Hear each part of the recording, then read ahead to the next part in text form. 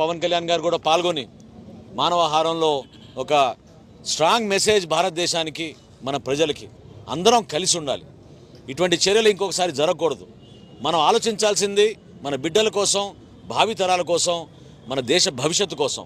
అంతేగాని ప్రశాంతమైన వాతావరణం తీసుకురావాలని నరేంద్ర మోడీ గారి ప్రభుత్వం కాశ్మీర్లో చేసిన చర్యలు, కొన్ని కార్యక్రమాలు, అది అంతిమంగా దేశానికి ఉపయోగపడుతుంది, జమ్మూ కాశ్మీర్కి ఉపయోగపడుతుందని చేసిన కార్యక్రమాల్లో కూడా చిచ్చులు పెట్టే ప్రయత్నం ఉగ్రవాదులు చేశారు. ఏ దేశానికి సంబంధించిన వాళ్ళైనా సరే ప్రతి ఒక్కరం కూడా దీన్ని ఖండించాలి. మనస్ఫూర్తిగా ఆ కుటుంబానికి జనసేన పార్టీ తరఫున, మా పార్టీ అధ్యక్షుడు పవన్ కళ్యాణ్ తరఫున మీ అందరం కూడా సానుభూతి తెలుపుతూ ఆ అమరవీరులకి నివాళులు అర్పించుకుంటూ ప్రశాంతమైన వాతావరణంలో ఒక మంచి సంకేతం ఇవ్వాలి. మనందరం కలిసి ఉన్నాం అనే ఒక సంకేతం ఇవ్వాలి.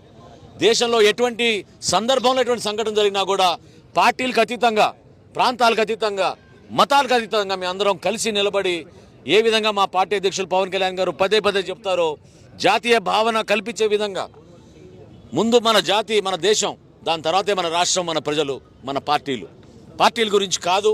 మనం నిలబడాల్సింది మన దేశం కోసం. ప్రతి ఒక్కరూ కదిలి రండి.